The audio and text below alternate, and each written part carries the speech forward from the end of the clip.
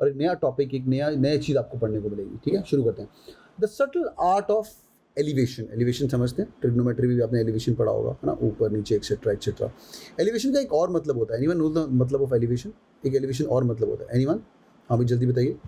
Architectural drawing speaks of mathematical precision but it roots lie in the theological exegesis of a prophetic book. Exegesis मतलब the part of it which is interpretation, critical interpretation, word load कर लो कहीं पे काम आएगा, एक्सिजिस उससे निकाल वाला सार kind of thing of a prophetic book. Prophetic मतलब फंडा गिविंग बुक और kind of a biblical book और kind of a book which can actually foresee prediction, जो फोरसी कर सकता है फ्यूचर, उसको बोलते हैं प्रोफेटिक बुक। प्रोफेसी मतलब फोरसी करना।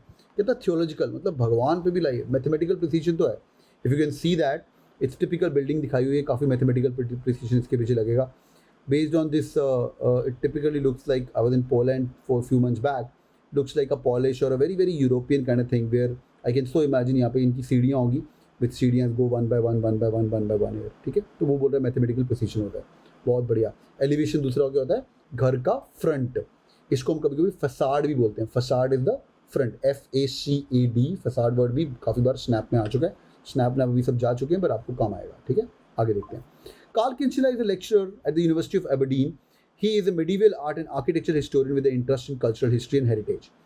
हाँ भाई, काफ़ी कल्चरल इंटरेस्ट है। He's co-editor of the Building Meaning Medieval Architecture Representation, author of the Gods on Language, 2800 word का है, बहुत ही बढ़िया। Let's read.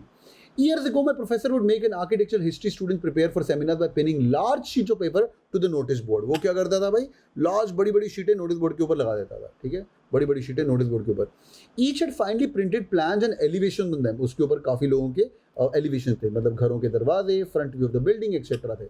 Over the week, I'd stand in front of those sheets for at least an hour looking at the various drawing. वहाँ पे खड़े होकर मैं घंटा खड़ा रहता था और देखता था ड्राइंग्स को as instructed, जैसे उसका प्रोफेसर बोल रहा है। Back in the class, student took turns to explain what exactly the drawing represented.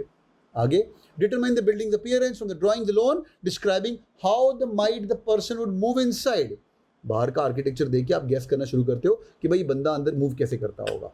और आगे, the space as if we were there, जैसे तुम वहाँ पे खड़े हुए।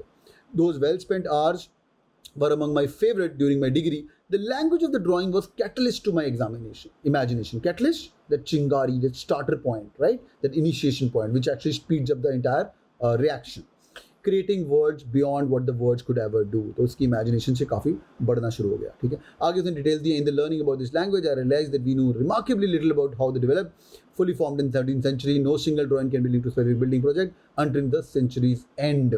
पूरी की पूरी सेंचुरी के एंड तक आप उसको मुआयना नहीं कर सकते कि क्या हो रहा है। आज रात को सोने के पहले आर्किटेक्चर बेस्ड रीडिंग कॉम्पिटिशन पढ़ के सोएंगे। यस और नो? हो जाएगा भाई, एवरीवन हो जाएगा? यस और नो? ब्यूटीफुली ऑनेस्ट से yes yes yes yes yes. Okay great, okay, या साइन बिल्कुल सही है, बहुत ही बढ़िया। ठीक है भाई।